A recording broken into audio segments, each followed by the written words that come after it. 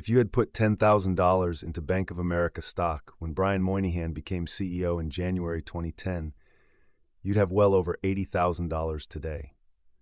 That turnaround, from a stock trading below $5 after the financial crisis to one of the most profitable banks on the planet, is one of the great corporate comebacks in modern finance. And Q1 2026 just showed that the comeback has another leg. Net interest income grew 9% year over year to $15.7 billion. Equities trading hit an all-time record, investment banking fees jumped 21%, and credit quality stayed pristine. We're covering Bank of America Corporation, ticker BAC. Q1 2026 earnings reported April 15th. They beat on revenue, they beat on earnings per share, they raised their full-year NII guidance, and the stock moved up about 1.5% on the day as the market absorbed a very clean quarter. I'm Lana Chen. And I'm Hudson Thomas. This is Charged Alpha, the S&P 500 stock encyclopedia. Let's get into it. Bank of America is the second largest bank in the United States by assets, sitting at $3.5 trillion on the balance sheet. To put that in perspective, that's roughly 14% of U.S. GDP sitting in one institution. Founded in 1904 in San Francisco as the Bank of Italy and headquartered today in Charlotte, North Carolina. The bank operates through four main segments. Consumer banking handles everyday checking, savings, mortgages, and credit cards for approximately 69 million consumer and small business clients. Global Wealth and Investment Management, known as GEM, is the Merrill Lynch franchise, managing $4.6 trillion in client assets. Global Banking serves corporations with loans, treasury services, and investment banking. And Global Markets is the trading floor: equities, fixed income, foreign exchange, and commodities. Revenue on a trailing basis runs at approximately $115 billion. Market cap around $388 billion at the current price of $54.11. 213,000 employees globally. The competitive moat here is threefold. First, the consumer deposit base, 69 million clients with deep switching costs. Second, Merrill Lynch's wealth platform, which is one of the most trusted brands in financial advice and has spent decades building advisor relationships that competitors cannot easily replicate. Third, institutional trading scale in global markets that consistently ranks among the top 3 on Wall Street. The reason this episode is timely is the NII inflection. For about 2 years, Bank of America faced headwinds from deposit repricing. As rates rose, customers moved cash from low-rate checking accounts into higher-yielding money market funds and CDs. That created NII pressure. Now that repricing cycle has fully run its course, NII is accelerating, and management raised their full-year guidance. That's the core of the bull thesis right now. Brian Moynihan has been CEO since January 2010, which makes him one of the longest-tenured CEOs in large-cap U.S. banking. He walked into the job inheriting one of the messiest situations in corporate America, a bank still absorbing the Merrill Lynch acquisition, sitting on massive mortgage losses from the Countrywide deal, and a stock price in the basement. His early years were about triage. The Moynihan playbook became his responsible growth framework. 4 simple rules: grow organically in every line of business, serve customers well, do it efficiently, and never take undue risk. It sounds simple, but it is genuinely what has driven the bank's rehabilitation. He added the chairman role in 2014, which gives him board-level authority to align strategy without external interference. What stands out to me about Moynihan is the consistency. 16 years in the seat, through the rate cycle of 2022 and 2023, when BAC got hammered for its long-duration bond book, and he stayed the course. His Q1 commentary was unambiguous. The NII inflection is real, operating leverage is showing up in the numbers, and the capital return program is intact. Analysts generally view him as understated, but highly effective. BAC's ROTC has gone from deeply negative during the crisis to around 13% today, and management's target is to push it to 15% over the next 2 years. The street largely believes they can get there. Let me walk through the financials, starting with valuation. Bank of America trades at 12.4 times trailing earnings. Price to book at 1.31 times, Price to sales at 2.22 times. Market cap is $388 billion, with the stock at $54.11. 1.31 times book. Is that cheap? Relative to history, yes. BA traded above 2 times book during the go-go years before the financial crisis, and JP Morgan trades at nearly 3 times book. At 1.31 times with earnings accelerating, there's a credible multiple expansion argument if ROTCE continues to improve. Let's get to the quarter itself. Q1 2026 total revenue came in at $30.3 billion, against a street estimate of $29.9 billion, a $370 million beat. Earnings per share was $1.11 against the estimate of $1.01, a 10-cent beat, which is roughly 10% above consensus. Those are clean numbers. What drove the revenue beat? Net interest income was the headline story. NII hit $15.7 billion, up 9% year over year. That was meaningfully above the analyst estimate of $14.4 billion. The driver was deposit repricing stabilization. The bank stopped losing high-cost deposits to money market funds, and loan growth reaccelerated. Management raised full-year 2026 NII guidance to 6 to 8% growth year over year. And the non-interest income side? Strong across the board. Investment banking fees grew 21% to $1.8 billion. Equities trading hit an all-time record.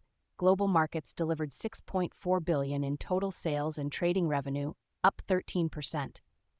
GWIM asset management fees grew 15% to $4.2 billion as AUM reached $4.6 trillion, up 10% year over year. What does the margin picture look like? Gross margin at 63%, operating margin at 22.9%, net margin at 18.1%. Return on equity for the full year 2025 was 10.1%, and management is targeting ROTE, that's return on tangible common equity, approaching 15% over the next 2 to 3 years as NII compounds and operating leverage takes hold. What about credit quality? This is one of the cleanest parts of the report. Provision for credit losses was $1.5 billion, essentially in line. Net charge-off ratio of 48 basis points, that is below pre-pandemic norms. Efficiency ratio was 61%, meaning the bank spent 61 cents to generate every dollar of revenue. Management guided 290 basis points of positive operating leverage for the full year THUD, meaning revenue growth will outpace expense growth by nearly 3 percentage points. Balance sheet. Total assets of $3.5 trillion. Common equity of approximately $278 billion. CET1 capital ratio of 11.8%. Well above the regulatory minimum and providing ample room for capital returns. Deposits at approximately $1.97 trillion. The bedrock the franchise. And shareholder returns. Dividend yield at 2%, annual dividend of $1.10 per share, and management authorized $4.4 billion in share buybacks in Q1. The payout ratio at 30% of earnings is conservative by banking standards, leaving plenty of retained earnings to grow book value per share. Overall, Bank of America's financial health is strong. The NII inflection is real and guided higher. Capital markets businesses hit record revenues. Credit quality is pristine, and the capital position is fortress grade with a CET1 of 11.8%. 26 analysts cover Bank of America. The consensus is effectively strong buy, 22 buy ratings, 4 holds, and 0 sells. Average price target of $60.61, implying about 12% upside from current levels. The bull-to-hold split is notable. 22 buys out of 26 analysts is a very strong conviction rating for a large-cap bank. After Q1, Oppenheimer, RBC Capital, KBW, Evercore, and Truist all reiterated outperform or buy ratings. Piper Sandler was the notable holdout at neutral. What was the immediate reaction after earnings on April 15th? Positive but measured. The stock was up approximately 1.5% on the day. The beat was clean but not dramatic enough to trigger a large gap up. Investors had partly anticipated an NII improvement. What got more attention was the guidance raise. When a bank with a $3.5 trillion balance sheet raises NII guidance, that translates to billions of dollars in incremental earnings over the course of the year. What did analysts focus on in their post-earnings notes? 3 things primarily. the NII trajectory, the record equities trading print, and credit quality stability. The NII guidance raised to 6 to 8% was the headline for most. A few also highlighted that the Merrill Lynch AUM reaching $4.6 trillion is a compounding machine that will keep generating fee income as long as markets don't reverse dramatically. Let me run the bull case for Bank of America. The NII inflection is the core of it. 9% year-over-year NII growth in Q1, guidance raised to 6 to 8% for the full year. At the 2025 NII base, that implies somewhere around $63 to $64 billion in full-year NII, a number this bank hasn't seen in its recent history. And the compounding dynamic is powerful. As interest rates stay elevated, BAC's massive deposit base reprices more slowly than its loan book, creating structural NII tailwind. The second pillar is the diversification story. Equities trading setting an all-time record in Q1, IB fees up 21%, Merrill Wealth Platform at $4.6 trillion in AUM. These businesses provide a durable earnings floor even if rates move adversely. The combination of NII plus capital markets plus wealth management is genuinely difficult to replicate. And then the valuation argument. 1.31 times book value against JP Morgan's nearly 3 times book. If ROTC expands from 13% today toward 15% as management guides, historical PB regression suggests the stock should re-rate toward 1.7 or 1.8 times book, which would put the stock in the mid-60s to low 70s range. Now, the bear case. The biggest structural vulnerability for Bank of America is interest rate sensitivity in the wrong direction. BAC built up a massive portfolio of long-duration fixed-income securities when rates were low in 2020 and 2021. Unrealized losses on that portfolio became a significant issue in 2023. If rates fall rapidly, those bonds reprice favorably. But if rates stay elevated longer, refinancing costs on BAC's own funding increase. The net impact of any rate move is harder to model for BAC than for simpler banks. What's the credit concern? The consumer credit portfolio is large and needs watching in any economic slowdown. Net charge-offs at 48 basis points are benign right now. But if unemployment rises sharply, say above 5%, credit card loss rates can jump quickly. BAC has one of the largest credit card books in the country. Provisioning would need to increase, and that comes directly out of earnings. And the capital market's cyclicality risk. Record equities trading quarters don't repeat every quarter. If equity market volatility collapses and M&A activity slows, global markets and global banking revenues can fall meaningfully from Q1 levels. Those businesses are inherently lumpy. Investors pricing in the Q1 level as a run rate could be disappointed in subsequent quarters. Bank of America's natural peer set is the other megabanks. JP Morgan Chase is the gold standard of the group, trades at roughly 2.8 times book value with a return on equity around 19%.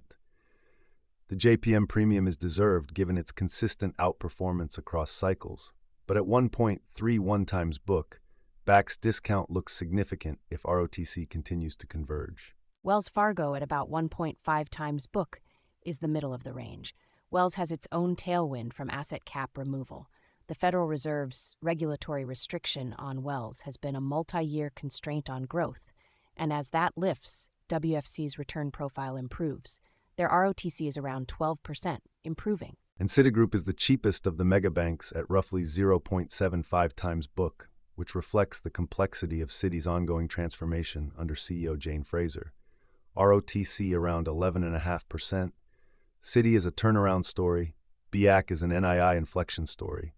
Different risk profiles, different timelines. Bank of America sits in a comfortable position in this peer comparison. More NII momentum than Wells, more diversification than Citi, and trading at a meaningful discount to JPM.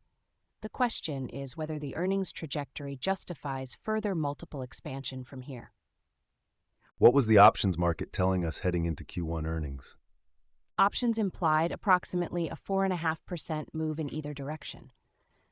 Put-call ratio was around 0.82, modestly bullish. Implied volatility percentile was at 29, which is on the low end, suggesting the market was not pricing unusual uncertainty around the event. Call open interest concentrated at the $57, $60, and $65 strikes. Stock moved about 1.5%. well within the priced range. Exactly. The low implied volatility and relatively tame post-earnings move tells you this was a market that had partly digested the NII improvement thesis in advance. The $57 and $60 call concentration suggests institutional investors were positioned for modest upside, not a dramatic gap. IV crush post-earnings was as expected. Anything notable from insiders over the past few months? About 492,000 shares were sold by senior executives in the past 90 days, but all of it was through pre-arranged 10b5-1 plans for tax withholding at RSU vesting. No discretionary open market selling, and importantly, no open market buying either, which tells you management views the current valuation as fair rather than compellingly discounted, at least at the individual level. 3 transactions total, mechanical in nature. That's pretty standard for a major bank with executives under constant scrutiny on window periods and disclosure requirements. The absence of discretionary buys or sells is the neutral read. 3 things to watch closely for Bank of America from here. First, the NII trajectory on a quarterly basis. Management guided 6 to 8% full-year growth, implying Q2 NII at or above $16 billion. If rate cuts accelerate and deposit flows shift unexpectedly, that NII trajectory can soften. Every $100 million quarterly NII miss compresses the annual earnings run rate. Second is credit quality. Net charge-off ratio at 48 basis points is benign, but consumer credit card losses are the leading indicator to watch. If that metric starts creeping above 60 or 70 basis points on a consistent basis, it signals macro stress is building in BAC's consumer book, and provisions will need to rise. Third is capital markets revenue cyclicality. Q1 equities trading was a record. Investment banking fees jumped 21%. Those are excellent results, but inherently episodic. If equity market volatility subsides and corporate deal-making activity slows in response to macro uncertainty, the non-interest income line could give back some of Q1's gains in subsequent quarters. And the regulatory environment matters. Basel III endgame capital rules are still being finalized. Any increase in required capital buffers reduces the pace of buybacks and could dampen the ROTE expansion trajectory. Let's bring it together. Bank of America delivered a genuinely strong Q1 2026. EPS of $1.11 beat the $1.01 estimate by 10 cents. NII of $15.7 billion beat expectations, and management raised full-year guidance. Equities trading hit an all-time record. The wealth platform crossed $4.6 trillion in AUM. Credit quality remained near historically low charge-off rates. The financial profile is fortress grade. CET1 ratio of 11.8%. Deposits of approximately $2 trillion. Merrill Lynch managing one of the largest wealth books in the world. The earnings inflection, driven by the NII cycle bottoming and capital markets momentum, is the investment thesis, and Q1 was a meaningful confirmation of that thesis. The key thing to watch from here is whether NII continues its upward trajectory through Q2 and Q3. Management has guided it higher, and at the current interest rate environment, the math works. But rate cuts, credit deterioration, or a capital market slowdown could all disrupt the story. The metric to track, quarterly NII. Above $16 billion in Q2 confirms the inflection and keeps the valuation re-rating thesis alive. Below $15.5 billion, amid unexpected rate cuts or loan growth disappointment, that's the warning flag that requires reassessment. Every episode ends with a quote that fits the company. Warren Buffett once said, "Banking is very good business if you don't do anything dumb." For Bank of America, that line hits differently. This is a bank that did some very dumb things in the mid-2000s. The countrywide mortgage acquisition, the Merrill Lynch integration at peak crisis, and spent over a decade paying for those decisions. What we're seeing now is what happens when a franchise of this quality operates with discipline for long enough. Responsible growth wasn't a catchy slogan, it was the antidote. And the irony is that Buffett himself was one of the believers. Berkshire Hathaway has been a long-term holder of BAC. When you see the discipline in Q1, the NII trajectory, the credit quality, the capital return framework, you understand why. And hey, if you want to run the same research workflow we use to build these episodes, everything's free at chargedalpha.com. 11 screening tools across stocks, ETFs, options, crypto, bonds, REITs, commodities. No sign-up, no paywall. The same data that powers this show is sitting there waiting for you to run your own screens. Check it out. Until then, I'm Hudson Thomas. This podcast is for informational and educational purposes only. Nothing discussed today constitutes a buy, sell, or hold recommendation for any security mentioned. All investments carry risk, including the risk of total loss of principal. Past performance does not guarantee future results. Always do your own research and consult with a qualified financial advisor before making any investment decisions. The hosts and producers of Charged Alpha may hold positions in securities discussed on this show. This episode was researched, written, and produced using AI-assisted tools. All data has been aggregated from publicly available sources and may contain inaccuracies. Data is current as of the recording date and may have changed. Ooh-wee-doo! That ticker tape starts dancing fast. A bull market thrill that's built to last. Dividends are ringing up the swing. Listen to that sweet ka-ching. It's a Wall Street swing.